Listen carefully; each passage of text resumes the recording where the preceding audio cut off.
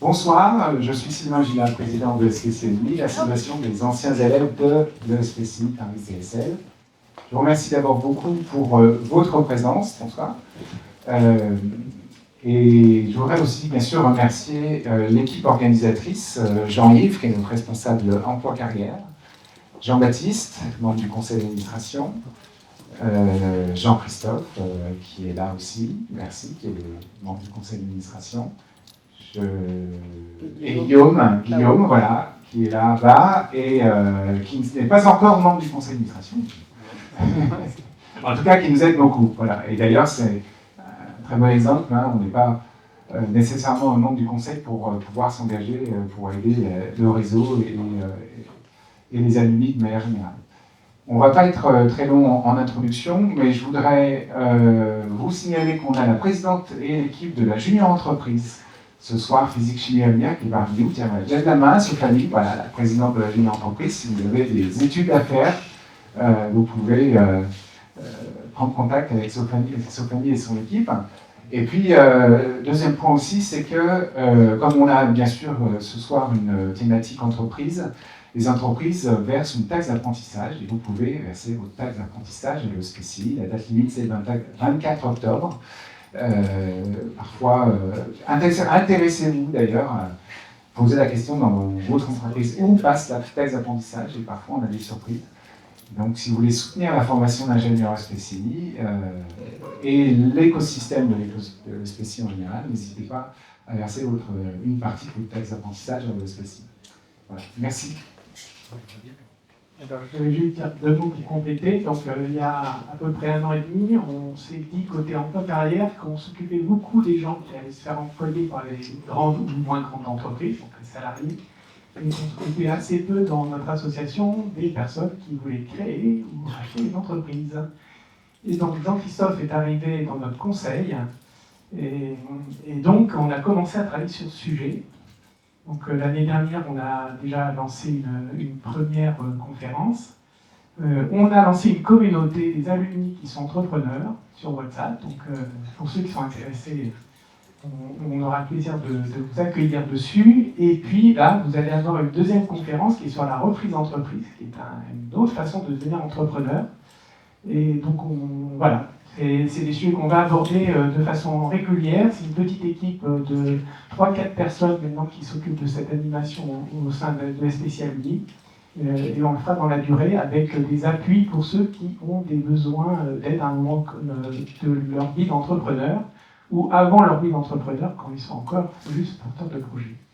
Voilà, et je passe tout de suite la parole à Jean-Christophe pour une petite présentation. Bonjour à tous. Donc, je vais vous donner pendant 10 minutes quelques éléments sur le thème de la soirée, si je reprenais une entreprise. Quelques éléments qui vont, je pense, illustrer et expliquer un petit peu le débat qu'il va y avoir. L'idée, c'est de savoir ce que représente le marché de la transmission des entreprises, combien coûte une entreprise et quels sont les principaux enjeux. Donc, première chose, il y a une particularité en France, c'est la structure de notre tissu industriel. On est très atypique là-dessus, il y a 4 300 000 entreprises, et dans ces 4 300 000 entreprises, il y a très peu de PME, et il y a encore moins de TI et de grandes entreprises. Donc ici, on n'est pas du tout à l'échelle, puisque si on l'était, on serait plutôt le rond vert, là, rue Mouffetard. Donc, en gros, ce qu'il faut retenir, c'est que le tissu industriel français, il est essentiellement composé de TPE et de PME. Et si on additionne les deux, on tombe sur 99% de TPE et de PME. C'est-à-dire, en gros, on a des entreprises qui sont petites, relativement petites, et qui s'arrêtent à 50 millions d'euros de chiffre d'affaires ou 250 personnes. Il y a un autre critère au sens européen, c'est l'actif au bilan, mais 250 personnes, c'est aujourd'hui une barre haute.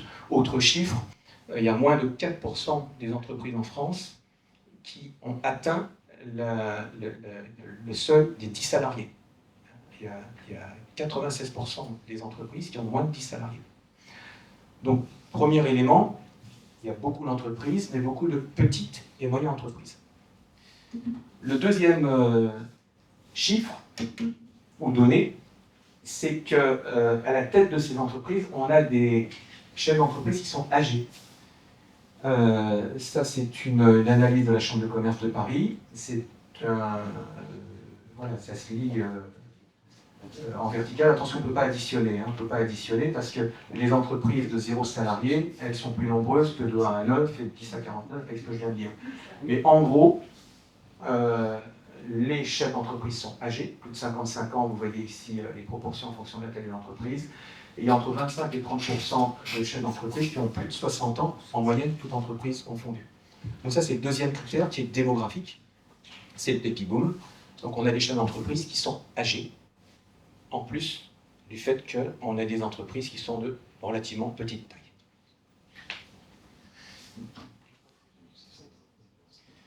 L'autre élément, on risque d'en parler sur l'occasion de la table ronde, c'est comment on valorise une entreprise, combien coûte une entreprise.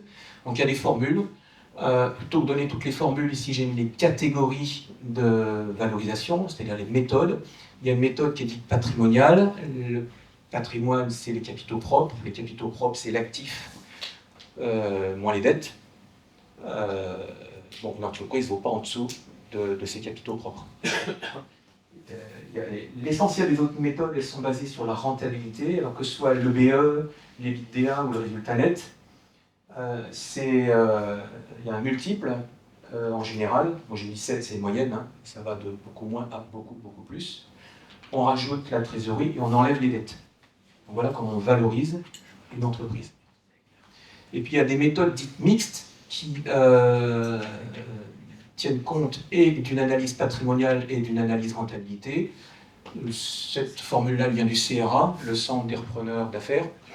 Donc un repreneur d'affaires peut avoir en tête une formule de ce type-là quand il vient visiter une entreprise et proposer un premier prix. Donc c'est 70% des capitaux propres, plus 70% de 6 résultats nets, ou bien 3 résultats nets de N, plus 2 résultats nets de N-1, plus 1 résultat net de N-2.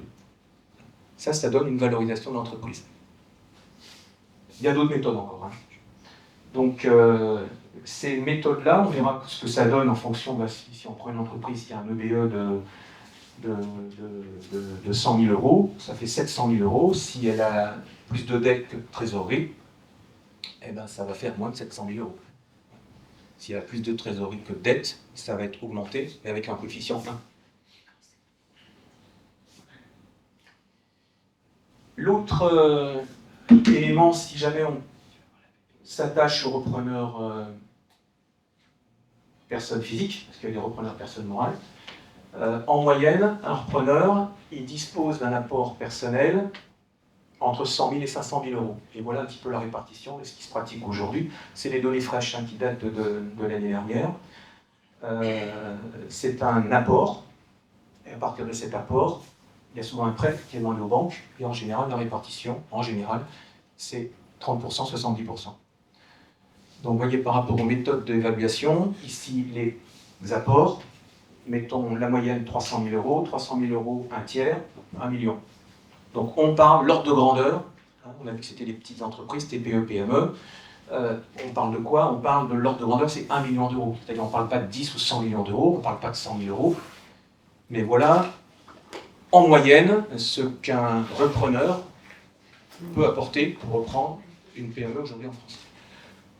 Bon, moi je dis que c'est en gros c'est le prix d'un appartement parisien. Donc c'est pas inaccessible.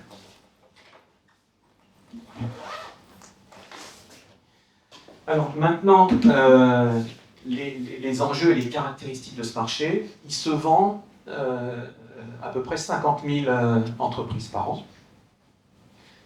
Vous pouvez trouver les chiffres 50 000, 60 000, 70 000, mais l'ordre de grandeur c'est celui-ci.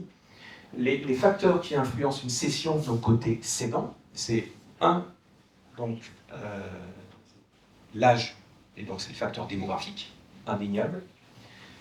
C'est les facteurs économiques et financiers, pas la situation économique tellement, mais les perspectives. C'est ça qui a une influence sur les décisions de céder ou de ne pas céder. Et également, ça c'est important, je pense qu'on va y revenir, les ruptures fortes et rapides de marché. Un chef d'entreprise, en moyenne, il reste une quinzaine d'années, là aussi c'est des moyennes, 15 ans, des fois plus. Plus l'entreprise est petite et plus il reste. Un marché qui date de 30 ans, aujourd'hui, c'est plus du tout le même. Il n'est plus aux mains des mêmes personnes, il n'est plus aux mains des mêmes acheteurs, il n'est plus dans le même pays. Donc le fait qu'il y ait des fois des révolutions fortes sur les marchés pousse les dirigeants à se poser la question de vendre leur entreprise plutôt que chercher à se réinventer. Alors pour les acquéreurs, c'est complètement différent, puisqu'il y en a un qui part et un qui arrive, donc celui qui arrive, il va rester au moins 15 ans. L'une des questions qui se posent, c'est des questions sur la cible. Ne pas se tromper de cible. Ça va être ça, sa recherche. Il va passer un certain temps, on va avoir les timings après, qu'il soit cédant entrepreneur, il va passer le temps qu'il faut pour identifier sa cible. Et bien identifier sa cible et ne pas se tromper. Et également travailler sur son financement. Donc on a deux populations qui vont se croiser à un moment, et ce qui donne un marché. Et ce marché, c'est quoi aujourd'hui? Il faut savoir qu'il est favorable aux vendeurs. On a 3 à 5 acquéreurs pour un cédant. C'est une moyenne. C'est une moyenne géographique, c'est une moyenne en fonction de la taille des entreprises, de leur rentabilité, de leur attractivité. Il y a des régions en France où il y a beaucoup moins que 3. Il y a des régions en France où il y a beaucoup plus que 5.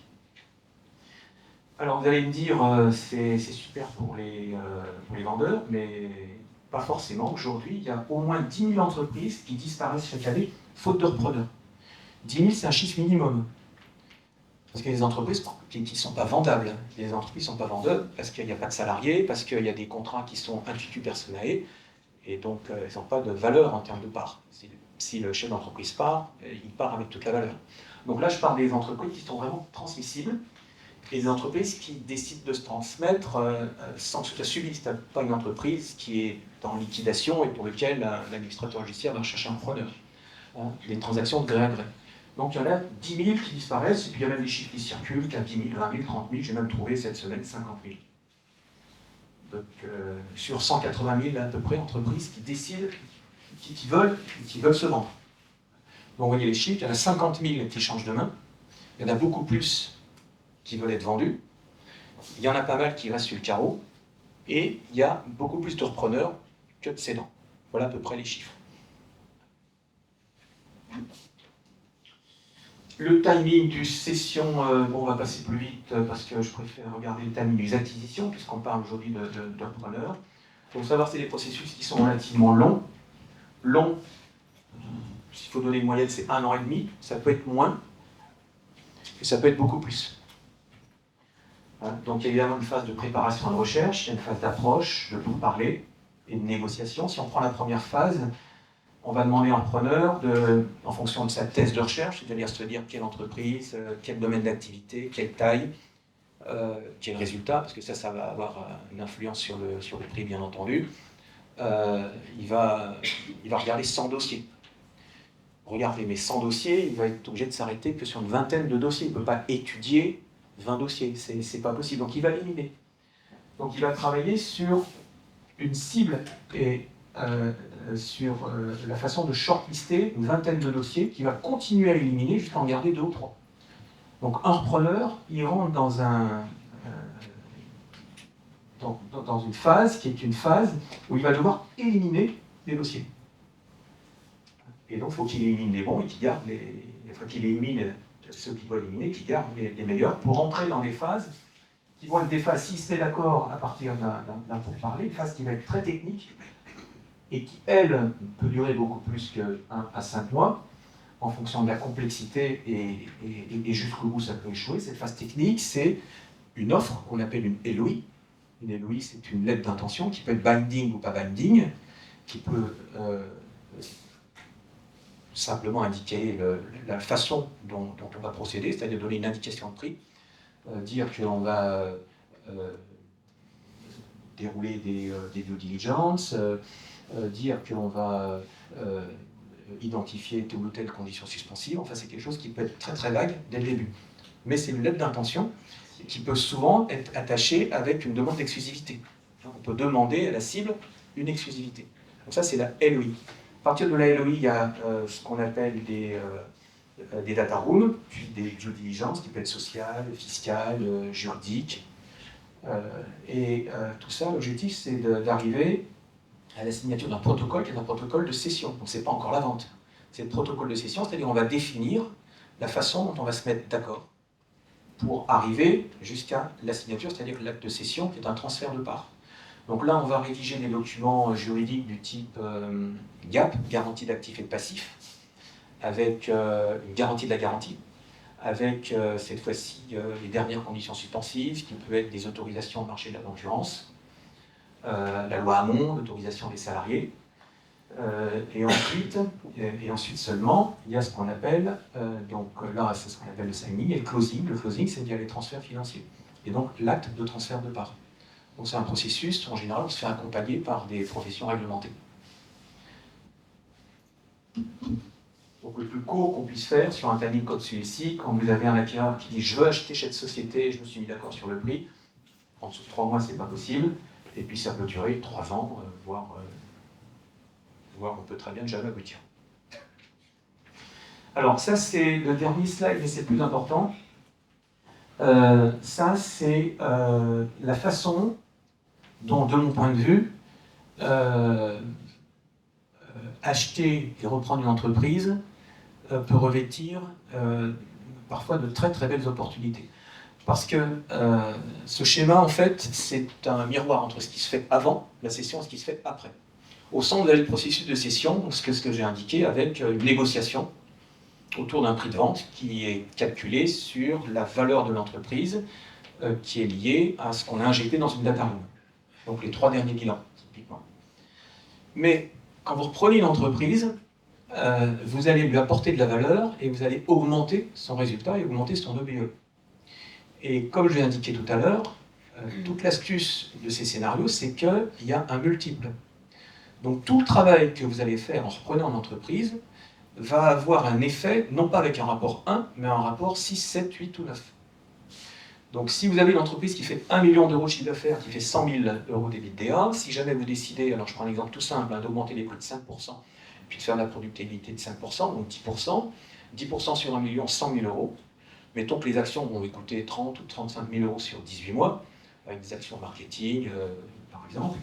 Donc vous dépensez 35 000 euros, vous gagnez 100, mais à la fin, vous revendez votre entreprise 500 000 euros plus cher. Donc reprendre une entreprise, augmenter ses résultats, ses bénéfices, ça peut donner lieu à des valeurs de cession qui sont plus élevées que la valeur que vous allez créer. Alors ça, il faut bien le comprendre parce qu'on va en discuter, et c'est là où il y a un vrai intérêt à reprendre des entreprises avec des profils comme vous avez ici, c'est-à-dire vous venez d'une entreprise, vous avez passé 10 ans chez Michelin, chez L'Oréal, vous connaissez les marchés à l'export, vous avez travaillé dans une start-up, vous êtes capable d'élaborer des partenariats avec des dépôts de brevets, par exemple, ça se valorise dans les capitaux propres.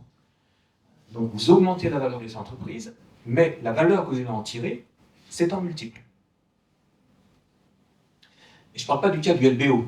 Le LBO, c'est là, vous êtes astucieux, vous faites financer par une banque. Vous achetez une société 100, vous empruntez 75, dans le 2 tiers, 1 tiers, donc vous mettez 25. Si votre société, 5 ans après, elle vaut 200, vous remboursez à la banque vos 75, c'est 75, alors, il y a peut-être un petit bénéfice, mais la société, elle vaut 200. Donc, par rapport à vos 25, vous enlevez les 75, vous êtes à 125. Donc, ça fait x5. Vous remboursez avec un rapport 1. Donc, l'effet du LBO, il est financier, mais il peut encore augmenter la valeur du gain. Donc, et si vous ne le faites pas, en général, c'est le cédant qui l'a fait, ou c'est le fonds qui le reprend, ou c'est vous qui le faites. Mais en fait, l'intérêt de racheter une entreprise, c'est quand même d'augmenter sa valeur, et c'est de la revendre un certain nombre d'années après. Moi, j'en ai fini. Donc, j'ai passé la parole à Gabriel de la Chambre de commerce de Paris, qui est conseiller reprise en transmission, et qui va nous expliquer en quoi et comment la Chambre de commerce peut aider et accompagner des potentiels repreneurs. Merci Jean-Christophe. Oui, bonsoir à tous. Donc effectivement, la Chambre, on est là pour vous accompagner dans des projets. Voilà, et comme je disais, pour faire le lien avec ce que disait Jean-Christophe, une entreprise, finalement, on sait quand on a gagné, c'est parce qu'on l'a vendu, pas quand on l'a acheté. Voilà. Petite préambule un peu, je veux dire que finalement, et c'est une démarche entrepreneuriale, on peut être aussi bien créateur que repreneur, hein, on peut avoir les mêmes étapes, et selon même peut-être son âge, on peut commencer à avoir un projet de création, puis finalement partir après sur une reprise. La différence, elle est simple en fait, hein, quand vous êtes créateur, vous partez de zéro. Au niveau de la chambre, les équipes de créateurs, 90% sont en duo, en général, ce sont des jeunes qui sortent d'une école ou qui ont une première expérience professionnelle. Alors qu'au contraire, dans le cas de repreneurs que nous accompagnons, 90% sont seuls, complètement seuls. Ils ont un parcours, comme le disait Jean-Christophe, 10 ans, 15 ans dans un grand groupe. Et puis ils veulent se lancer, ils veulent se prouver à eux-mêmes qu'ils sont capables de se réaliser. Donc dans le premier cas, quand on est créateur, on part de zéro, il faut avoir son idée. Et finalement, au démarrage, on n'investit pas d'argent, on ne se rémunère pas. Et donc on a un rôle vraiment très souvent très technique et très commercial, quasiment exclusivement. Quand on est repreneur, l'avantage c'est que d'abord, sinon on l'emprunt, on remplace un dirigeant qui se rémunérait déjà, donc on peut à minima commencer à se rémunérer ce qui se rémunérait, voire un petit peu moins. Et la différence quand même, c'est que d'un côté, vous êtes, j'ai envie de dire, le start-upper, génial, et le repreneur, lui, vous êtes vraiment le couteau suisse, il faut savoir tout faire, vous êtes très vite.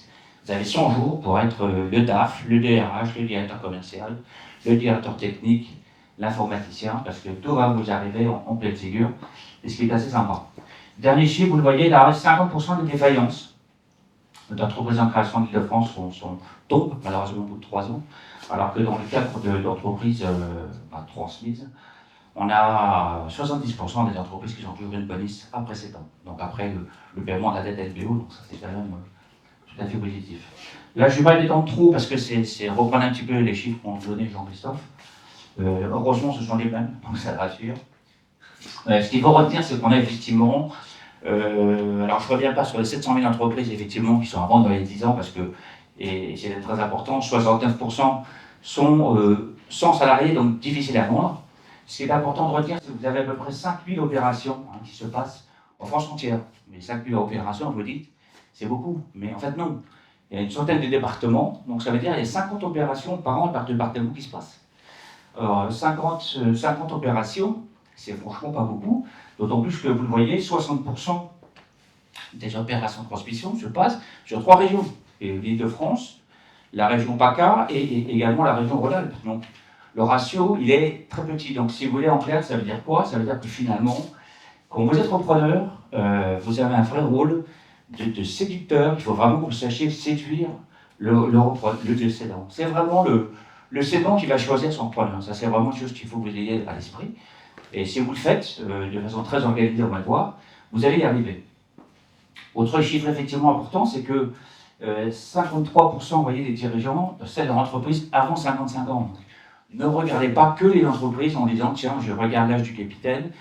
C'est vrai que ça peut rassurer de se dire j'ai un cédant qui part en retraite, donc il ne va pas partir, s'installer dans la rue en face pour monter un business. C'est pas comme ça que ça marche. On est dans la PME, c'est très institut personnel, c'est vraiment. On va parler évidemment avec sa tête, mais je pense que les chefs d'entreprise qui cherchent aussi, c'est de parler avec quelqu'un qui va être triple avec son cœur. Si vous séduisez le chef d'entreprise, parlez-eux, ce ne sera pas un problème. Voilà. Le marché, maintenant. Le marché, comment est-ce qu'il se présente? Alors, on l'a fait un petit peu sous forme de l'iceberg, c'est un peu classique. Ce qu'il faut savoir, c'est qu'il y a 2 types de configurations. Il y a une configuration, ce qu'on appelle le marché ouvert.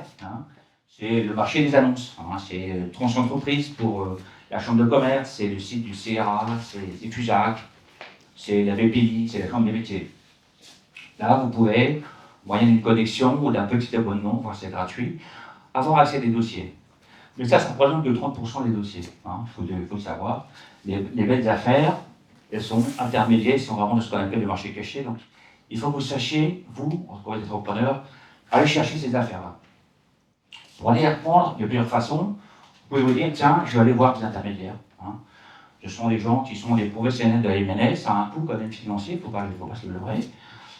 Vous pouvez également aller voir les fonds d'investissement, selon votre spécificité, avec une une expérience, j'ai envie de dire, réussie dans un groupe industriel pendant 10 ou 15 ans, aller voir un fonds dont la spécificité métier est la même que la vôtre, ça peut faire sens. Vous ne serez pas forcément, ça c'est une démarche personnelle, vous ne serez pas forcément les chefs d'entreprise à temps plein, mais vous serez un patron qui est un petit peu plus loin, et puis vous avez peut-être des vraies opportunités à faire. Et puis, il ne faut surtout pas hésiter à aller voir les experts comptables, les avocats. On parlait autour du choix, c'est vraiment très important sur le réseau des cédants que vous pouvez rencontrer.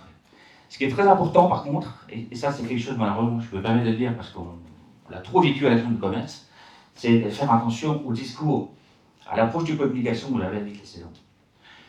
Si vous le dites à même un intermédiaire, vous dites à un intermédiaire, vous voyez une affaire, et vous dites voilà, bah, finalement ton affaire c'est sympa, mais elle est très monoproduit, monoclient, très intuitif personnel, j'en veux pas, elle est pourrie. Si vous dites ça, vous n'êtes pas. Vous ne reverrez plus un seul dossier. Par contre, cette même affaire, vous dites, voilà, moi j'ai un profil, je suis technicien, j'ai fait une école d'ingénieur, et je m'aperçois que le chef d'entreprise, finalement, lui, il a un profil commercial, je ne suis pas du tout dans l'adéquation.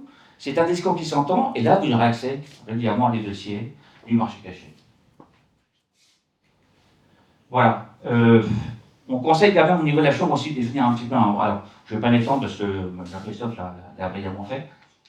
Mais effectivement, le temps, grosso modo, on le décompose différemment, mais c'est effectivement 14-18 mois. Parfois, ça peut être un peu plus long. Je ne vous parlais pas de mon cas, mais moi, j'étais chef d'entreprise et ça m'a pris 3 ans. Donc, je peux dire que le temps, il est long, surtout la nuit. Voilà. Ce qui est important, c'est qu'on dit vraiment qu'il faut d'abord avoir une première réflexion préalable, c'est vraiment avec sa femme, avec son conjoint. Est-ce que je suis prêt à le faire? Est-ce que je veux le faire? Parce que imaginez que votre conjoint va être dans un super job, n'est-ce pas, à la Défense. Bah vous, malheureusement, votre projet de reprendre une boîte industrielle en Alsace, c'est un petit peu compliqué. Vous voyez, donc ça, c'est vraiment des projets qu'il faut vraiment bien travailler en amont avec son environnement proche. Ce qu'il faut savoir, c'est que vous voyez, quand on ne rentre pas dans le détail, c'est que le temps de recherche d'une cible, c'est vraiment ce qui va vous prendre le plus de temps. C'est 6 à 8 mois. Et 6 à 8 mois, c'est en étant très organisé, très structuré. Ça peut vous prendre beaucoup plus de temps. Moi, j'ai un ami, je vous raconte une anecdote, on avait fait la même formation, il sort de la même formation, il part en vacances, il part avec un dossier sous le bras, il dit bof, ça ne m'intéresse pas, mais bon, vraiment, je suis sur mon lieu de vacances, je ne passerai pas l'affaire. Il a acheté. Moi, dans mon cas, je vous l'ai dit, ça m'a pris 3 ans, et donc, je ne vous dis pas que je suis allé sur scène. Voilà, alors, pour réussir, c'est ce qui est intéressant, et dans le message qu'on va vous passer, c'est que vous soyez dans notre entreprise, parce que c'est une démarche qui est magnifique, mais surtout, c'est que vous réussissiez. Et voilà, on a fait des erreurs, moi j'en ai fait, et ce que j'essaie de transmettre.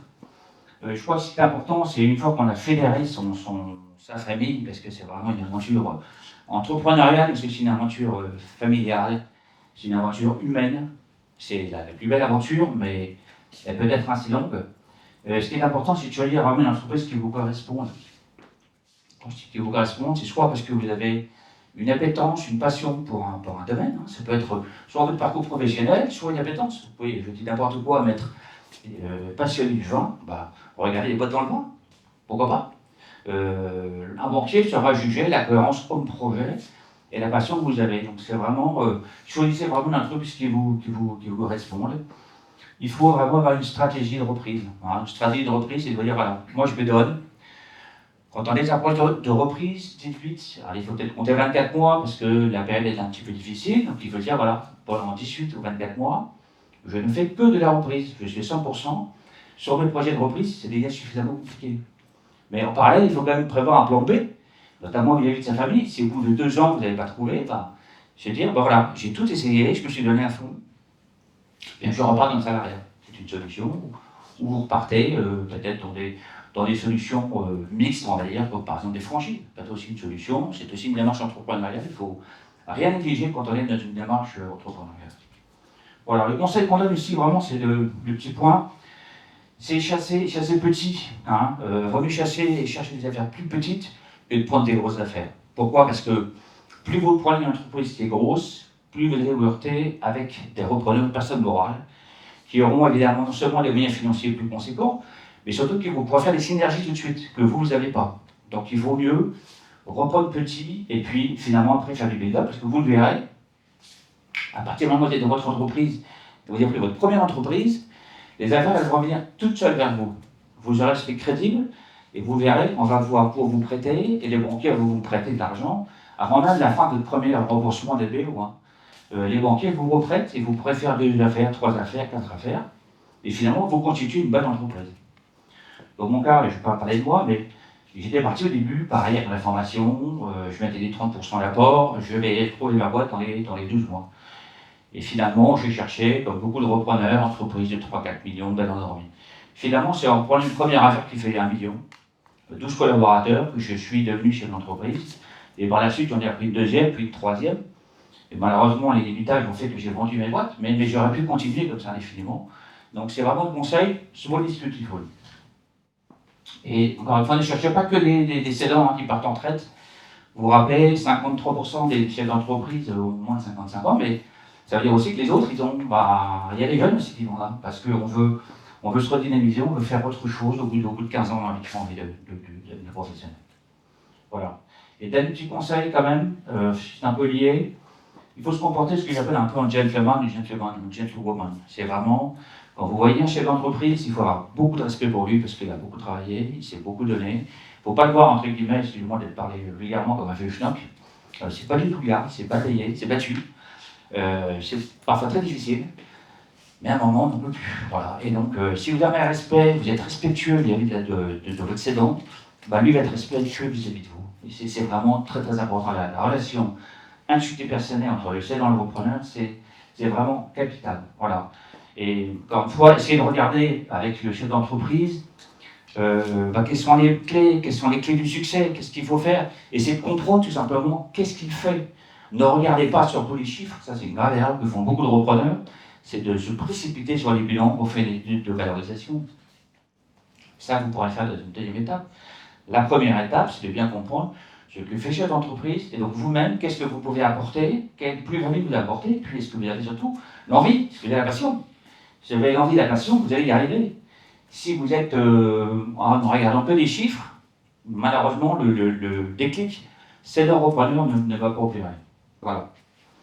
Ce sont les grandes lignes que l'on peut présenter au niveau de la chambre de commerce. Donc, on est là pour répondre ensuite à toutes les questions lors du débat. Merci à vous.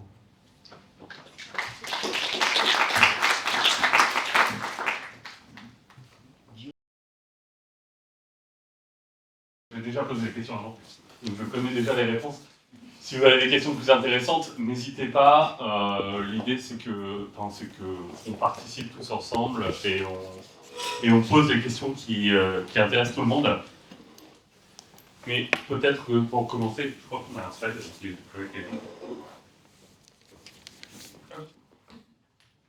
J'ai presque choisi la bonne position. Peut-être qu'on peut commencer par juste un petit tour d'introduction rapide sur justement qui vous êtes et l'entreprise du coup que vous avez repris. Peut-être Jean-Christophe en 3 mots sur AEDS, et puis après on passera un peu plus de temps avec... Commence par... Comme tu veux. Bonsoir. Ça marche ça? C'est bon, ça fonctionne? Non. Oui, on n'est pas c'est pas très bon. Là, c'est bon. Oui, c'est bon. Donc Céline Saint-Olive, je suis 118. Moi, j'ai repris donc Noracare. J'ai le droit de combien? J'ai combien 3-4 minutes. Ah, quand même. Ok. Et donc, je me retrouve pas mal dans ce que c'est dit tout à l'heure parce que mes 10 premières années, moi, j'étais ingénieure de recherche dans des grands groupes. J'ai été chez Philips, j'étais chez L'Oréal, plutôt chez Philips dans la santé et puis ensuite chez L'Oréal dans la recherche cosmétique, produits capillaires, en France, en Allemagne, aux États-Unis et en Chine. Et puis, j'en ai eu un peu marre de formuler des shampoings qui se ressemblaient tous. Et j'ai eu besoin de retourner à mes premières amours qui étaient la santé. Et donc, c'est en retournant en Europe, en suivant mon mari qui était muté aux Pays-Bas, où j'ai rejoint en fait une family office qui était chez Noraker depuis quasiment son début et qui avaient besoin de conseils scientifiques. Voilà, ils étaient des purs banquiers, ils avaient besoin d'un œil un peu plus scientifique pour les guider un peu dans leurs investissements. Eux, leur thèse, c'est vraiment des investissements très early stage. Une fois qu'on est passé le Family and Friends, le premier cercle d'investissement, donc très tôt, et sur des profils de sociétés assez risqués, puisque uniquement dans la santé en France. Et c'est comme ça que j'ai rencontré Noraker, en plus d'abord plutôt sur le côté financier. Et puis au bout de 2 ans, la société allait très mal. Les fonds ne suffisaient plus. La société avait pourtant des produits sur le marché. Donc en fait, Noraker, on fabrique des substituts osseux. C'est ce genre de petite poudre qui en fait est utilisé, est implanté, ce qu'on appelle un comblement osseux, lorsque les patients en fait ont besoin d'une chirurgie orthopédique, que le chirurgien doit retirer de l'os qui est malade à cause d'une tumeur ou qui est infecté à cause d'une fracture, donc il comble le défaut osseux par ce type de poudre qui a été inventé à l'INSA, à Lyon. Et donc le produit, la techno était vraiment passionnante, vraiment avant-gardiste, mais elle résolvait vraiment un gros problème de santé publique.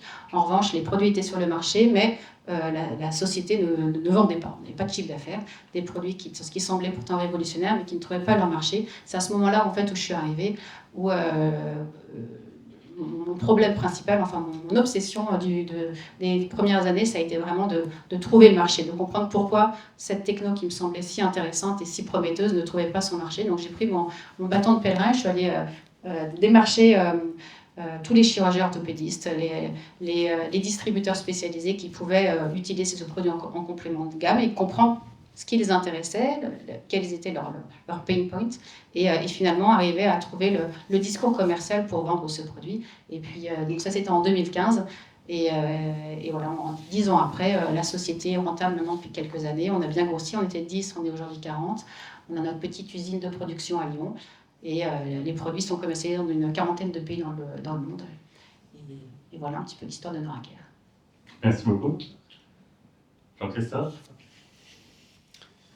Donc, j'ai pas du tout le même parcours, mais on peut faire beaucoup de choses dans l'entrepreneuriat. Moi, j'ai 15 ans d'expérience en tant qu'actionnaire majoritaire, directeur général de PME et ETI dans l'industrie. Et j'ai commencé par créer une société dans l'aéronautique. Et j'ai ensuite fait la croissance externe et j'ai acquis 5 sociétés par croissance externe. Jusqu'à constituer un petit groupe, disons une grosse PME, une petite ETI, donc 50 millions d'euros de chiffre d'affaires et 220 personnes, jusqu'en 2019 où j'ai vendu mon entreprise à un fonds d'investissement, un an avant le Covid. Donc voilà, et aujourd'hui, j'accompagne les chefs d'entreprise et je les aide à préparer leur session, et en particulier avec la Chambre de commerce. Et avant la création d'entreprise? Alors j'ai eu un parcours tout à fait classique au sortir de l'école, entre grands groupes et puis PME. La seule particularité, c'est que je suis sorti en 90. Et pour ceux qui s'en souviennent et qui étaient là en 90, alors ça a duré que 6 mois, mais c'est une période extrêmement faste. C'était avant la guerre du Golfe, donc on faisait ce qu'on voulait, on envoyait 10 CV. Il y avait 9 réponses positives, parce qu'il y en avait une qui s'était perdue, et c'était 9 fois oui. Donc j'avais la possibilité d'aller au CEA, au CERN, et puis voilà, j'ai choisi une orientation plutôt commerciale, en dehors des sentiers battus. Donc c'est la seule particularité, mais grand groupe, PME, jusqu'à avoir une opportunité qui s'est présentée en 2004. Et alors du coup, vous avez tous les deux aussi ce parcours un peu relativement classique chez les alumni. Est-ce qu'il y a eu un moment de déclic, de se dire j'ai envie de créer une entreprise, j'ai envie de reprendre une entreprise, j'ai envie de diriger quelque chose, ou est-ce que c'est vraiment une question d'avoir les chakras ouverts et d'avoir l'opportunité qui nous tombe dessus? Alors, je pense que chaque histoire est très différente. Alors, dans mon cas, on est en 2014, j'habite avec ma famille aux Pays-Bas et je ne travaille pas. Voilà, j'ai suivi mon mari, comme quoi ça arrive des fois, aux Pays-Bas qui était muté.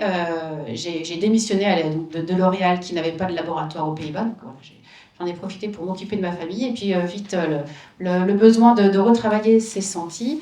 Et c'est là où j'ai rencontré finalement Noraker via le fonds d'investissement.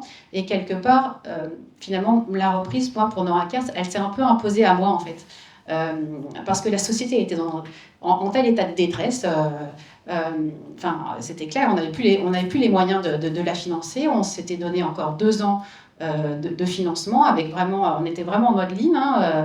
On avait coupé, il n'y avait plus qu'un seul produit qui était en développement, et tout était dédié à la commercialisation et à trouver des partenaires commerciaux et à lancer ce deuxième produit. Et en fait, voilà, je m'étais donné pour mission au bout de 2 ans, on a 2 ans, je fais tout ce que je peux pour voir si on peut s'en sortir. Et puis, au bout de 2 ans, on ferme ou on continue. Et en fait, je ne me suis pas tellement posé de questions. Je travaillais pas, j'avais une occasion qui se présentait à moi, quelque part, j'avais rien à perdre, donc j'y suis allée. Alors par contre, là, c'est quand même assez similaire comme histoire, puisque c'est, même si on y pense, et on a plutôt la fibre, hein, plutôt que pas la fibre, mais c'est surtout l'opportunité qui se présente et qui parfois est à saisir.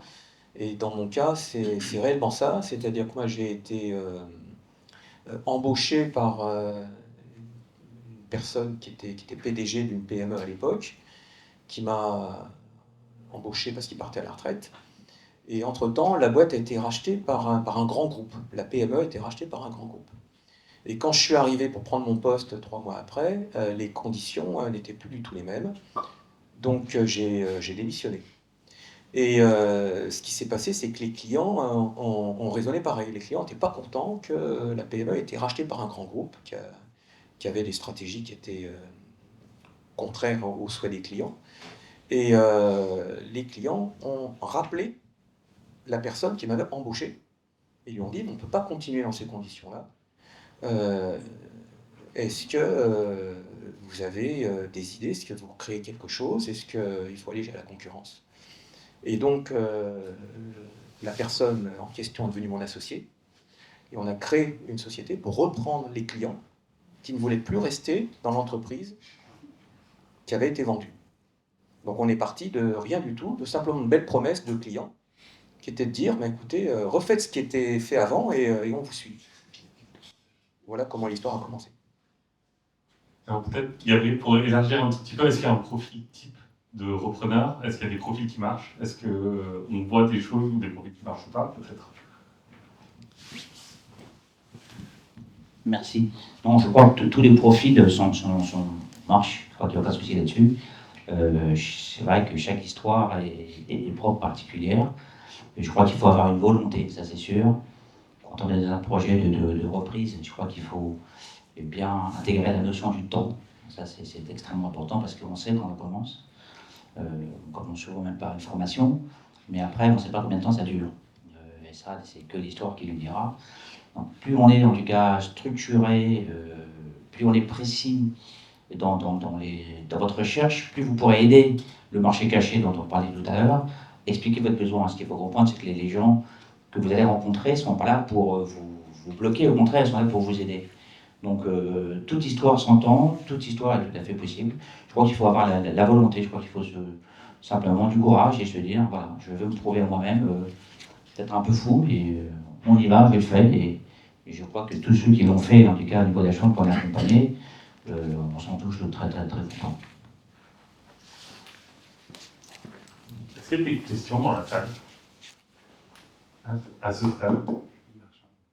Ok. Ouais. Oui, Microuillet 105. On évoque souvent la solitude du dirigeant. Donc ma question, la solitude du dirigeant. Éloigne un peu. Trop vrai.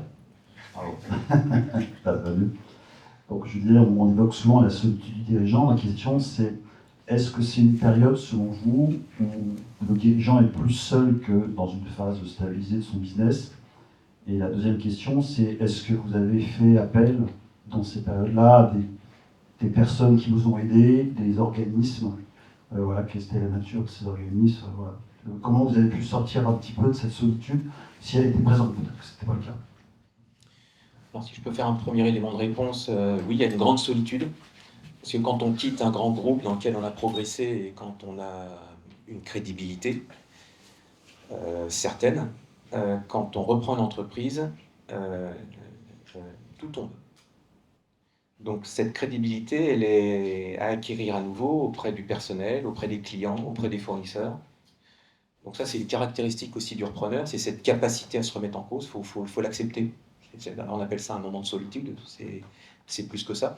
C'est un moment où il faut non seulement se prouver, d'ailleurs, c'est pas à soi, hein, mais il faut absolument acquérir cette crédibilité et rapidement. Maintenant, l'autre caractéristique, peut-être, c'est que il faut avoir le sens du risque. Ça veut pas dire aimer le risque, hein. C'est appréhender le risque et être capable de mettre des solutions en face des risques. C'est-à-dire savoir ce qu'est un risque, savoir le chiffrer et accepter ce risque. Donc c'est pas fuir le risque. Le risque, il y en a partout, hein, et c'est l'appréhender. Et puis autrement, au niveau de l'accompagnement, moi je recommanderais aujourd'hui de se faire accompagner, oui, de ne pas être seul. Alors déjà, c'est sa famille, c'est déjà avoir un conjoint ou une conjointe qui a un poste peut-être plus sécurisant, hein, plutôt que partir tous les deux dans l'aventure. Parce qu'il y a quand même des risques, des risques non nuls. Mais il y a beaucoup d'organismes, il y a beaucoup d'organisations, il y a les chambres de commerce, il y a le CRA, il y a des réseaux privés. L'accompagnement existe. Et moi, je recommanderais de se faire accompagner dans le cadre d'une reprise comme d'une cession, de ne pas être seul. Hein. Mais à partir du moment où on prend les rênes d'une entreprise, oui, on est seul, on est immensément seul. Ouais. Peut-être la différence entre une création et une reprise, c'est quand on reprend, il y a un écosystème en place. Les salariés en particulier. Moi, je me suis beaucoup appuyée sur les salariés. Alors, l'équipe était petite, ils étaient 10, on était 11 au tout début. Et j'ai passé beaucoup de temps avec chacun d'entre eux, quel que soit le niveau dans l'entreprise, hein, sa responsabilité et son niveau. J'ai passé beaucoup de temps avec chacun d'entre eux individuellement pour comprendre ce que chacun faisait et surtout pour comprendre comment on en était arrivé là en fait et comment on pouvait s'en sortir et quel rôle avait chacun. Et comme on était vraiment dans une situation où il fallait dépenser le moins d'argent possible et être le plus efficace possible, il fallait vraiment piloter les gens de façon hyper efficace et comprendre comment réorganiser ces 10 personnes pour arriver à avancer rapidement. Donc je me suis beaucoup reposée sur les équipes et je sais que plusieurs années plus tard, ils m'ont chacun remercié de ça parce que ils ont senti qu'il y avait un élan qui redémarrait parce qu'on ne part pas de zéro, mais finalement quand il y a un nouveau dirigeant, la page est quand même relativement blanche, il y a beaucoup de choses à réécrire et il faut les réécrire avec les équipes en place. Et puis s'appuyer aussi sur l'écosystème, les clients. À Lyon, Noraker, on est basé à Lyon, on a un écosystème assez incroyable au niveau entrepreneurial, quelquefois même il y a trop de choses. Là, on a les CCI, on a la région, on a la métropole, enfin il y a un écosystème assez incroyable. Donc là, il faut aussi aller vraiment... La CCI d'ailleurs est souvent un très bon point de contact qui va relayer à l'ensemble du reste de l'écosystème. Et je me suis moi beaucoup reposée aussi sur la CCI pour repérer les bons points de contact. Et par rapport, après c'est des petites choses simples, mais au niveau de la solitude du dirigeant, à Lyon, on a un petit groupe WhatsApp de chefs d'entreprise dans la santé. On s'envoie, je pense, tous les jours des messages. Il y en a toujours un pour répondre, pour filer un coup de main. Je ne sais pas si vous êtes conseiller de commerce extérieur. Moi, je suis depuis 1 an conseiller de commerce extérieur. Et il y a un groupe d'entraide incroyable au niveau de cet écosystème. Alors, tout le monde n'est pas chef d'entreprise, mais l'intérêt des conseillers de commerce extérieur, ils rayonnent dans le monde entier et il y a une entraide assez incroyable au niveau de cet écosystème-là. Oui, sur les aides institutionnelles. Oui, juste une petite complémentaire. C'est vrai qu'on est seul quand on est chef d'entreprise, mais moi j'aimerais dire quel bonheur surtout. Parce que quand vous venez d'un grand groupe, les pitchs, les super pitchs, les réunions, voilà, vous faites couler votre café, vous buvez votre café, vous prenez votre téléphone. Et vous réglez la question. Donc c'est quand même super. Donc après, effectivement, il faut s'appuyer sur ces équipes. Ça, c'est vraiment la clé. Pour répondre à votre question, les accompagnements, ils sont nombreux. Nous, on conseille beaucoup et on travaille beaucoup avec des gens comme la BPI, comme le réseau Reprendre, qui est un réseau de chefs d'entreprise. Il y a aussi une solidarité, il faut dans des clubs, des clubs de chefs d'entreprise. Il faut avoir son syndicat professionnel, mais aussi quel que soit votre secteur d'activité. Vous allez mesurer, faire de belles rencontres et finalement, les gens que vous pouvez prendre pour des concurrents ne sont pas forcément des concurrents et ont une certaine bienveillance et vont être là pour vous aider et surmonter les épreuves. Est-ce qu'il y a d'autres questions dans le public?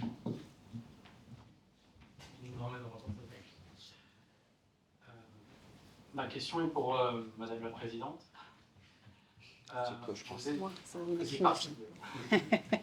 Non, je n'étais pas sûr de ne pas écorcher votre nom de famille.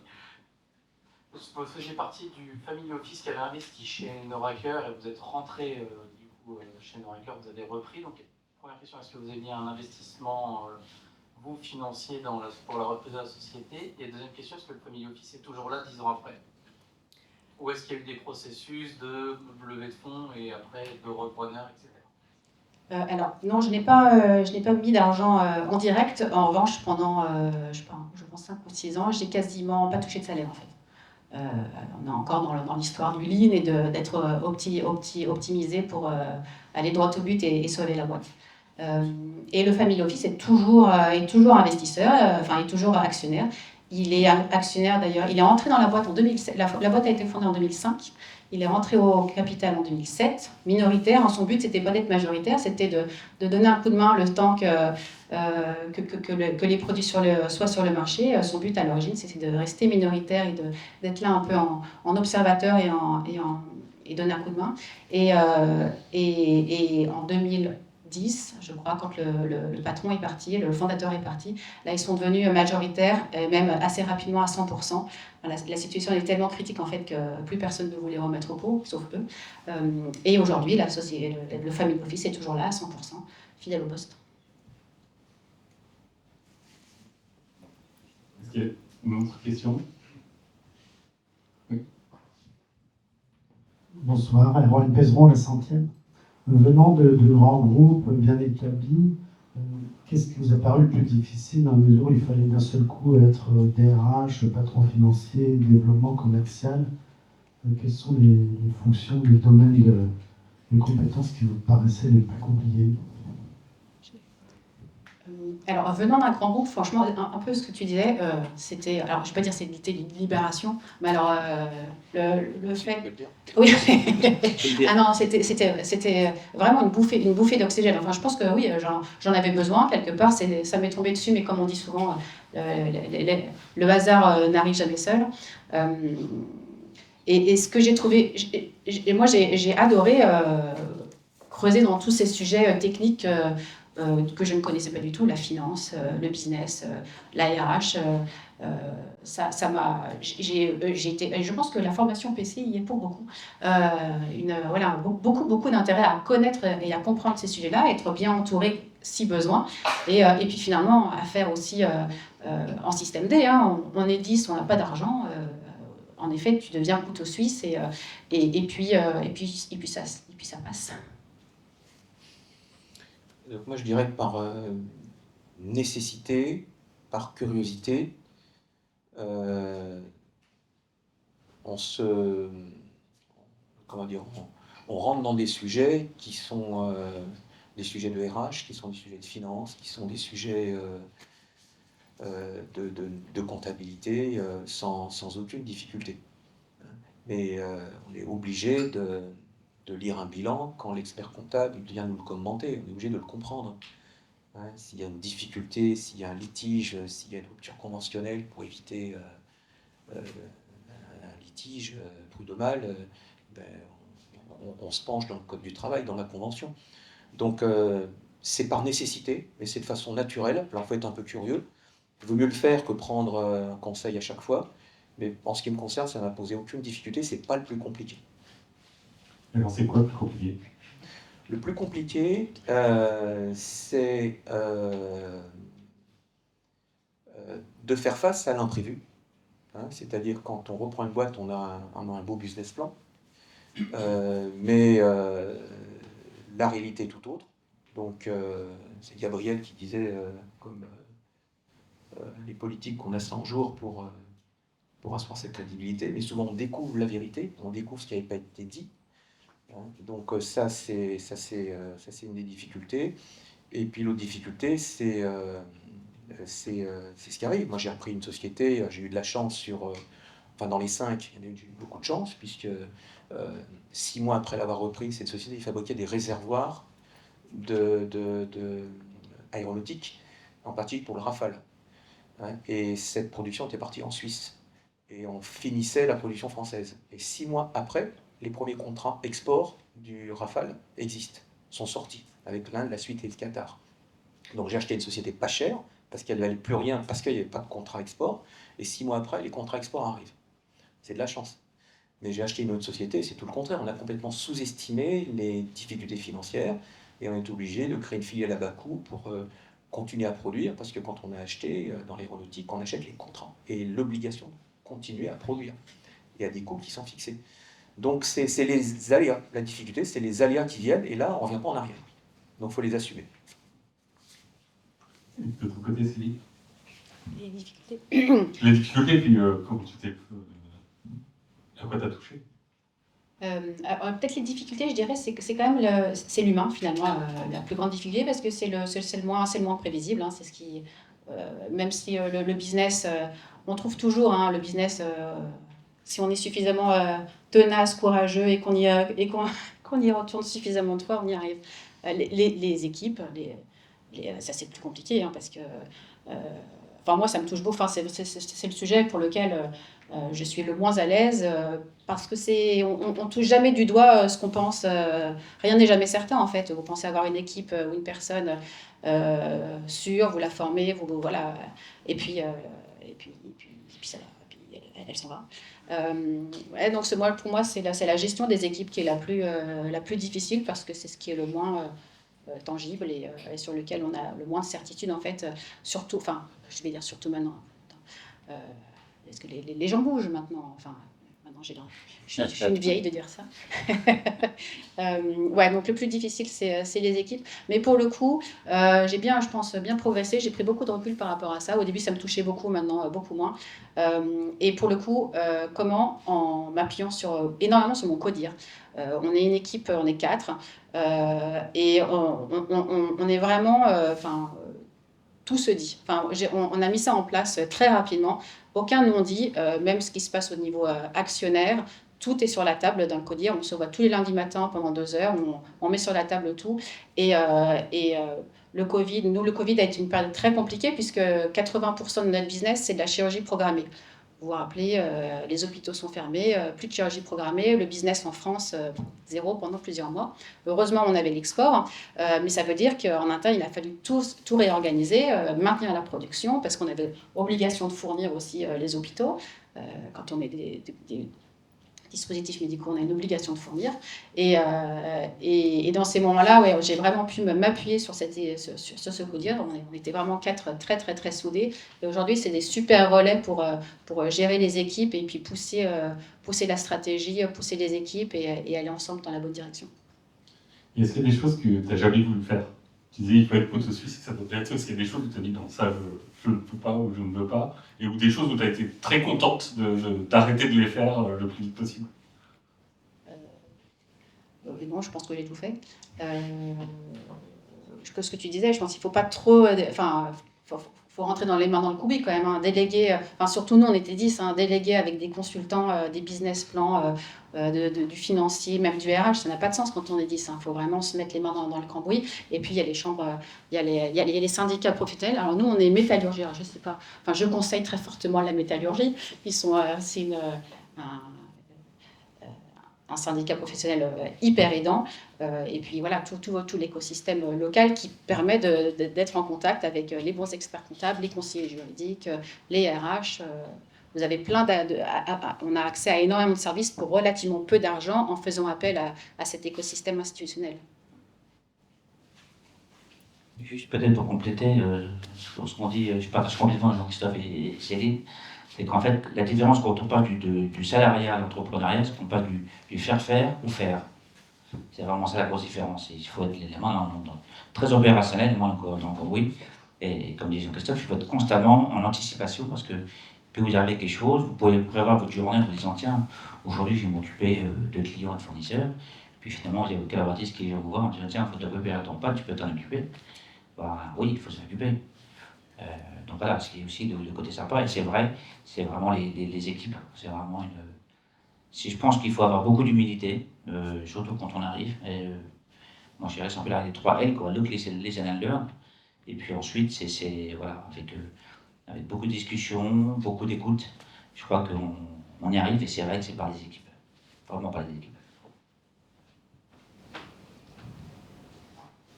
Bonjour, merci pour la présentation. Donc, moi, je voulais poser la question et approfondir. Ah, pardon. Gianni Serrano, 51 LSPCI, en Master de Droit. Donc, je voulais approfondir surtout sur la partie de la formation, et parce qu'on dit qu'on doit être un couteau suisse, mais donc, quelle formation elle est assez pour se lancer et dire ok, je suis prêt. J'ai vu dans la diapo, il disait entre 5 et 30 jours, et je me suis dit, mais c'est quoi? C'est vraiment se mettre à parler avec des gens qui ont déjà eu l'expérience, c'est informer sur biblio, que c'est peut-être en internet, sur des cursus carrément au sein des institutions éducatives, et je voulais approfondir ces concepts. C'est pour toi, Gabriel. Oui, merci, c'est une bonne question. En fait, quand on parle de formation, vous êtes tous ingénieurs brillants, là, c'est des formations très opérationnelles à la reprise. Donc, il y a plusieurs instituts qui proposent ça. Vous avez la Chambre de commerce qui propose une formation qui s'appelle 5 jours pour reprendre. C'est-à-dire, en 5 jours, vous rencontrez des experts, des avocats, qui vous permettent un peu de savoir si vous êtes fait pour le projet de la reprise ou pas. Vous avez FUSA qui vous propose en 3 jours, vous avez le CERA, une très bonne formation qui dure 3 semaines à 1 mois. L'idée, si vous voulez, c'est d'une part de vous former, ça va permettre de réfléchir à vous dire est-ce que je suis fait pour partir dans la démarche entrepreneuriale, parce qu'une fois que vous y êtes, encore une fois, vous y êtes pour 14 à 18 mois, à temps plein. Et puis, le deuxième avantage que moi j'y vois, c'est qu'en plus, vous êtes pas seul.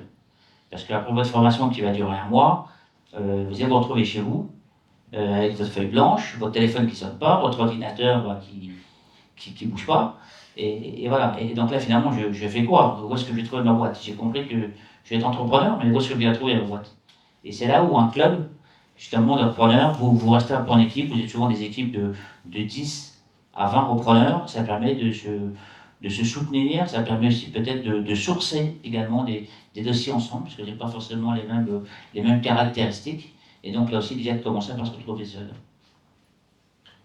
Céline, est-ce qu'il y a un diplôme d'entrepreneur? C'est le quotidien, je pense, qui vous donne ce diplôme. Le fait que la boîte tourne toujours. Hein. Non, moi je crois qu'il faut complètement casser le stéréotype. C'est accessible à tous. Hein, Céline, c'est pas une extraterrestre, moi non plus. C'est à condition d'être préparé, à condition d'être préparé de façon générale, hein, c'est-à-dire pas être seul face à certains choix, c'est bien d'être challengé, mais à condition aussi de se préparer, hein, et de bien identifier et de choisir sa cible, parce qu'il ne faut pas se tromper non plus, hein, une fois que c'est acheté, hein, on ne revient pas en arrière. C'est un métier, c'est une opportunité qui est accessible à tous, et je dirais même plus, c'est d'autant plus accessible qu'on peut apporter de la valeur à cette entreprise, puisque le but, c'est pas acheter une entreprise, c'est acheter un siège en cuir, une grosse voiture, en disant ça y est, j'ai gagné. C'est le début, c'est une étape. Donc, qu'est-ce qu'on fait sur ces étapes? Comment on développe l'entreprise? Comment on lui apporte de la valeur? Donc, c'est ça le sujet, et je pense qu'on est tous capables de le faire, et que c'est pas destiné à certains, et c'est pas interdit à d'autres, de mon point de vue. Peut-être juste un petit... Alors, je sais que c'est plus trop à la mode, mais passer quand même quelques années dans des grands groupes, c'est quand même hyper formateur. Parce qu'en fait, moi j'ai été chez Philips et chez L'Oréal. Et en stage, alors, ça compte moins. IBM, c'était un, je sais pas comment mais mine de rien, 6 mois chez IBM, je m'en rappelle encore. Et ils vous apprennent des méthodes. Alors oui, on a le carcan du grand groupe, du reporting, des mémos à faire que personne ne lit. Mais mine de rien, moi j'ai appris voilà, des méthodes, de la structuration. J'ai mis en place du RH que j'avais appris chez L'Oréal en fait.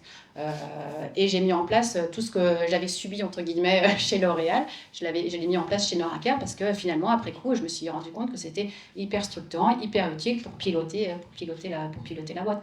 Donc un passage dans des grands groupes, je pense que c'est assez structurant et si vous pouvez aussi à l'international. Ça ouvre l'international, ça ouvre vraiment, vraiment les chakras.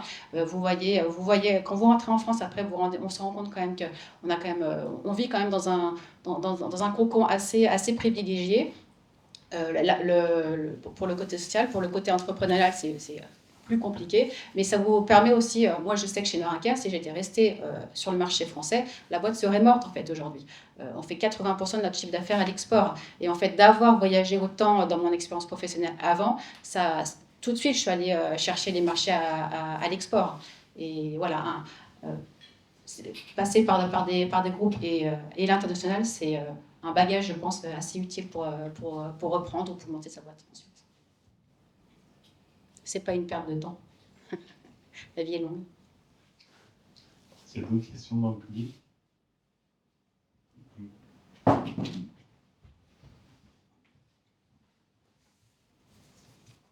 Du coup, c'est un peu pour rebondir sur ce que vous disiez. Est-ce que vous étiez 142e promotion? C'est pour rebondir sur ce que vous disiez. Est-ce que ça a du sens de reprendre jeune? Est-ce qu'il faut avoir une maturité pour pouvoir reprendre une entreprise? Est-ce qu'il faut avoir vu différents fonctionnements, différentes entreprises? Ou est-ce qu'on peut reprendre, pas en sortie d'école, c'est le moment de reprendre? Est-ce que c'est absurde? Ça semble absurde, mais est-ce que vous dites? Non, je crois que c'est ce que disait Céline, je crois qu'il n'y a pas de règle. La seule chose, c'est que quand on sort d'école, on n'a souvent pas beaucoup d'argent. Enfin, c'est une exception. Alors, quand on veut reprendre, il faut mettre un petit peu d'argent sur la table. On l'a vu tout à l'heure, l'apport moyen d'un repreneur en Ile-de-France, c'est 300 000 €, 300 à 500 000 €. Ce qui vous permet de racheter des entreprises, grosso modo, à partir d'1 million d'euros de valorisation. Ce qui est déjà une belle PME. La différence, elle est là. Mais après, tous les cas existent, dont on a des repreneurs qui ont 35 ans, sont des serial entrepreneurs, qui ont une première expérience. On a eu aussi des créateurs là, qui sont plutôt plus jeunes, qui font ça en sortant d'école ou après avoir passé 2 ans dans une même entreprise. Ils se sont vus, tiens les similitudes et les synergies possibles et ils montent leur boîte. Dans la reprise, simplement, encore une fois, il faut avoir un petit peu d'argent, mais après, c'est une question de courage et de curiosité, me semble-t-il. Et combattre les banques. Combattre les banques, ça c'est un travail quotidien, ça. Même après, je crois. Est-ce que tu veux rajouter? Mon avis, c'est pas pour te décourager, hein, c'est que le maximum de chances de réussite, ou le profil type, hein, mais encore une fois, ça dépend de mon avis, hein, c'est la personne qui a 45, 50, 55 ans, qui a déjà vécu, qui a déjà travaillé dans les grands groupes, qui a déjà à l'étranger, qui a fait de la recherche, qui a travaillé sur des projets complexes. C'est lui le profil type. Parce que lui, il va vraiment apporter quelque chose de façon très naturelle. Il ne va pas avoir besoin de se creuser la tête. Son vécu, additionné à une expertise dans une entreprise existante, il n'est pas obligé de la recréer, hein, mais il va pouvoir apporter de la valeur, apporter autre chose. Apporter d'autres marchés, monter dans une chaîne de valeur, établir j'aime bien le sujet parce qu'aujourd'hui il a de la valeur, et ça a de la valeur dans les capitaux propres, c'est des partenariats avec des laboratoires. Hein. Il y a des métiers qui s'y prêtent absolument. Donc il faut avoir un certain vécu, mais ceci dit, le contraire est possible aussi. Il y a ce qu'on appelle les fils à papa. Mon fils, tu reprendras la boîte. Ça se fait, ça existe. Hein. Donc il y a la réalité, et puis après il y a l'opportunité. Hein, mais pour moi, plutôt qu'aller chez France Travail au Pôle emploi à envoyer des CV, et encore si ça se fait, j'en sais rien, à 50 ans, c'est une perte de temps. Et regarder et passer 18 mois à chercher une cible, ça peut être une sacrée opportunité. Quoi, ma recommandation, moi, c'est surtout ça. Mais ça n'interdit pas des profils en dehors, soit plus jeunes, soit plus âgés, de regarder, c'est ouvert à tous.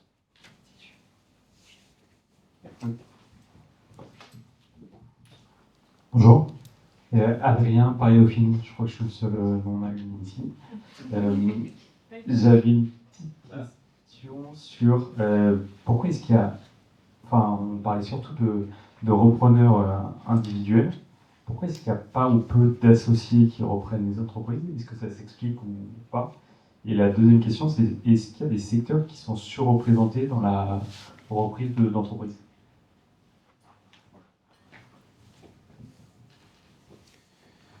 Alors, si j'ai bien compris, des associés, ça c'est un choix. On peut reprendre seul ou avec un associé ou des associés, avec un pacte d'actionnaires, en se mettant d'accord. C'est des choses qui se pratiquent et que je recommande, à condition de bien s'entendre avec son associé, bien s'entendre à l'instant T, mais également d'essayer de projeter l'avenir. Il y a beaucoup de boîtes qui disparaissent à cause de désaccords profonds entre associés à un moment ou à un autre. Donc, il y a moyen de... Enfin, c'est même une recommandation, hein, de choisir ses associés.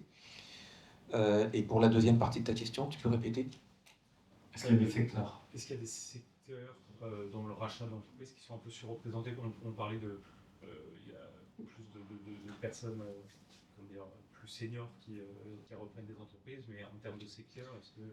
Mais plus la boîte a une taille importante et moins on va trouver de repreneurs individuels ou physiques, il va y avoir des personnes morales qui vont reprendre à partir de certaines tailles d'entreprise, et puis en fonction de la complexité aussi, on ne reprend pas une entreprise de 10 personnes comme une entreprise de 200 ou 300 personnes avec 4 filiales, avec des marchés à l'export, c'est pas du tout la même chose. Donc je ne veux pas généraliser. Hein. Moi, l'entreprise que j'ai vendue, c'est un fonds qui l'a reprise. Hein, mais j'aurais pu la vendre par appartement et vendre à 5 repreneurs individuels. Hein, et puis il se trouve que c'est 2 concurrents qui se sont battus pour la récupérer. Donc il y a plein de cas, on ne peut pas généraliser. Ceci dit, il y a des secteurs surreprésentés, il y a des secteurs sur lesquels la vente est difficile, hein, si c'est ça ta question. Hein, ou en tant que repreneur, c'est peut-être plus facile. Mais si c'est une histoire d'offre et de demande. Il y a des secteurs comme l'hôtellerie, la restauration, l'immobilier, l'usinage de précision. Aujourd'hui, c'est compliqué de reprendre ces boîtes-là. Alors, ça peut être de bonnes affaires à reprendre, hein, mais attention sur la suite. Hein, il y a des secteurs sur lesquels il y a moins d'intérêt, parce qu'il y a moins d'expertise en face pour reprendre ces boîtes-là. Ça aussi, ça peut être des niches. Hein, chercher une niche, c'est très important. Une niche dans des marchés globaux, comme l'aéronautique, comme l'automobile. Ça peut être de très belles opportunités. Donc, il faut sortir des sentiers battus, il faut prendre le temps de chercher sa cible.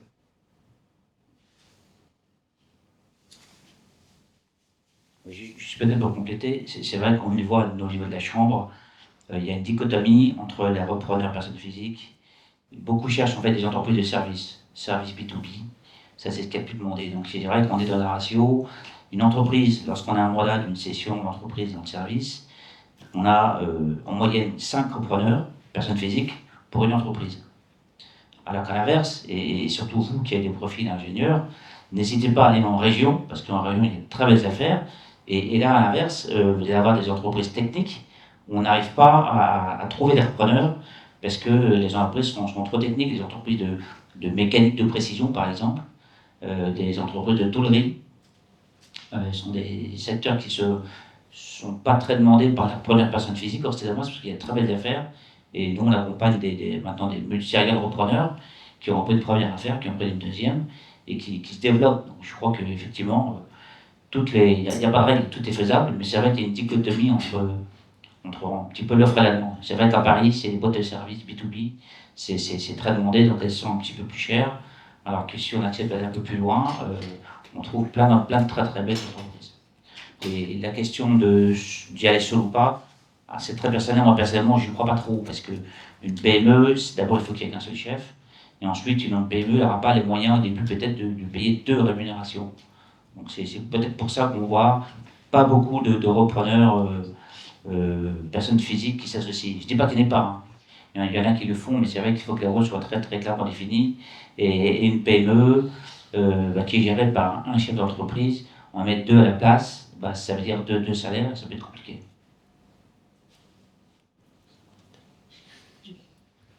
Je n'ai pas cassé l'ambiance. Fabrice de Rose, il y a quelque chose que je découvre dans ce que vous dites, c'est que c'est pas juste reprendre une entreprise, souvent vous êtes amené à reprendre d'autres après.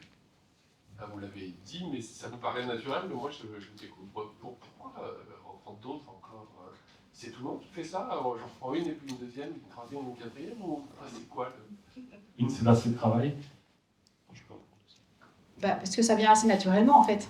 Une fois qu'on... Dans le cas de Noraker, je n'en ai pas parlé, mais donc Noraker, j'ai repris en 2015. Et en 2024, j'ai racheté l'un de mes concurrents qui en fait était plus un business additionnel qu'un concurrent. Et je l'ai racheté à la barre du tribunal. On n'en a pas parlé de ce type de rachat. En fait, c'est des sociétés qui sont en cessation de paiement et qui n'ont pas trouvé repreneur et qui n'ont d'autre solution que d'aller en procédure de liquidation. Et avant d'être liquidé, l'administrateur judiciaire cherche un repreneur, des repreneurs pour tout ou partie de la société. Et en 2024, voilà, j'étais depuis 1 an ou 1 an et demi, c'est des choses qui ne se font pas aussi dans la minute, hein, en discussion avec ce partenaire concurrent pour essayer de trouver des complémentarités de business. On était sur un segment très proche, mais finalement nos produits étaient complémentaires.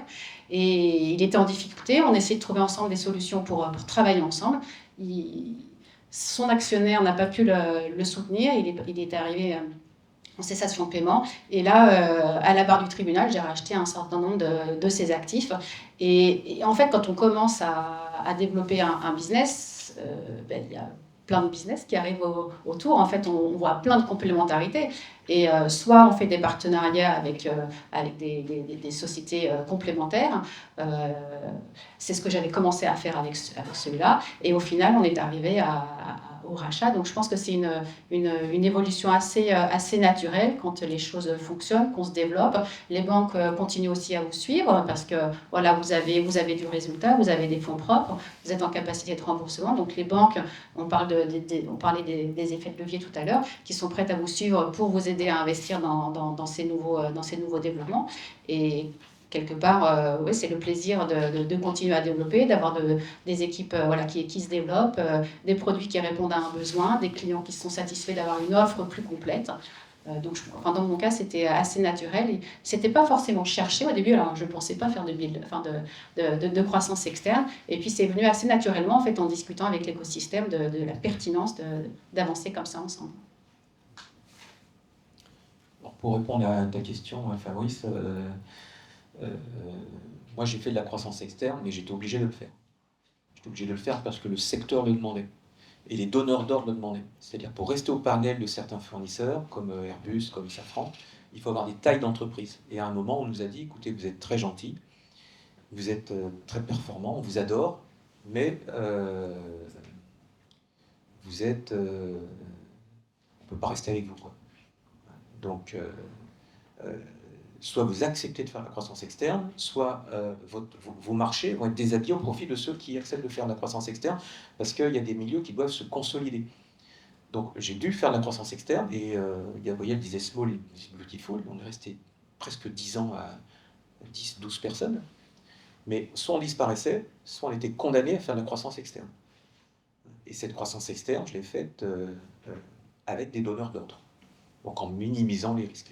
J'ai utilisé les donneurs d'ordre pour reprendre des sociétés, certaines qui allaient très bien, certaines que j'ai achetées trop cher, certaines que j'ai achetées à la barre du tribunal de commerce, qui avaient tout, mais des sociétés qui justement, on en revient au sujet d'aujourd'hui, des sociétés qui avaient une question de pérennité, c'est-à-dire elles étaient essentielles dans la supply chain aéronautique, mais il n'y avait pas de repreneurs. On en avait absolument besoin, parce qu'elles apportaient dans la supply chain un savoir-faire, un produit, il ne fallait pas qu'elles disparaissent. Il n'y avait pas possibilité de les remplacer immédiatement. Où le coût de remplacement était trop onéreux. Donc, pour des entrepreneurs qui veulent faire de la croissance externe, il y a des guichets de ce type-là, d'entreprises à acheter.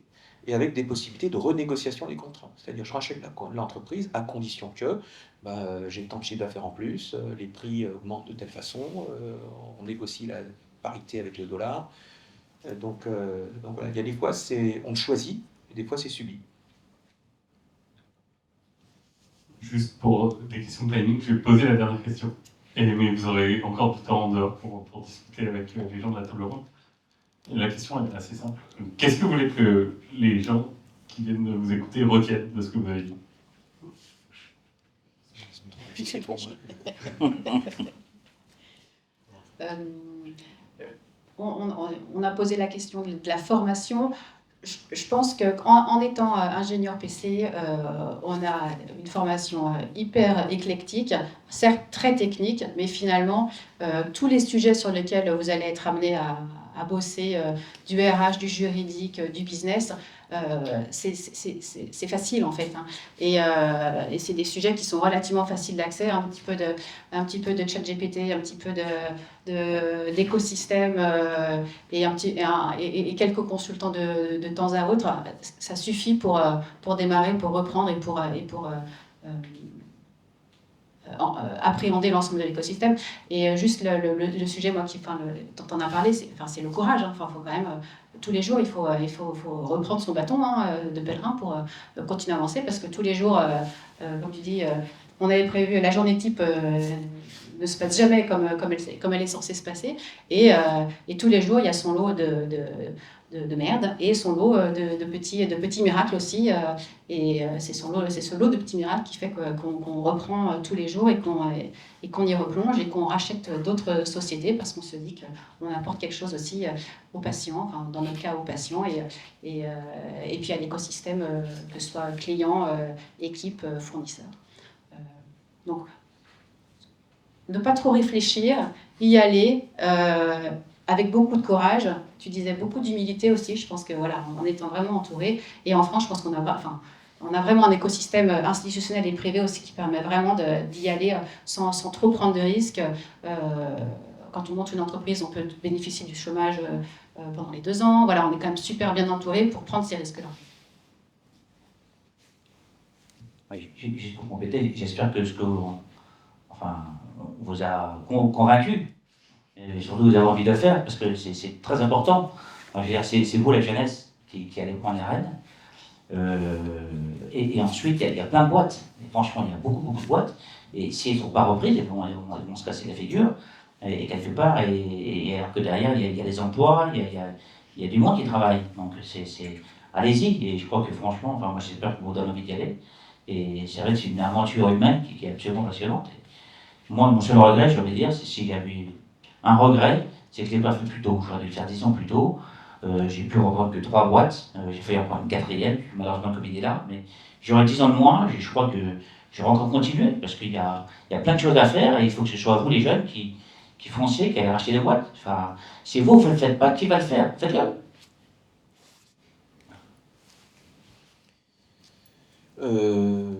Quoi rajouter? Moi, aussi, une chose, je pense que pour reprendre une boîte, faut faire attention à ce que je dis. Hein. Évidemment, on a tous besoin d'argent, mais ne reprenez pas une boîte si c'est pour faire de l'argent tout de suite. Pensez à valoriser votre boîte, donc à bien réfléchir à la valeur que vous pouvez lui apporter. Évidemment, c'est plus intéressant d'acheter une boîte et de la revendre avec une valeur ajoutée, plutôt que de prendre une boîte et lui piquer ses dividendes tous les ans, hein, comme beaucoup font. Donc, il faut être dans un... C'est pour ça que ça s'adresse peut-être à un public d'un certain âge ou d'un âge certain. Hein, mais il ne faut pas reprendre une boîte en disant j'ai besoin d'argent le mois qui vient ou l'année qui vient. Hein, tant mieux si ça arrive. Et si ça arrive, tant mieux. Prenez l'argent et c'est très bien. Mais il faut être dans une situation de confort par rapport financièrement, je pense. Merci beaucoup. Merci à tous.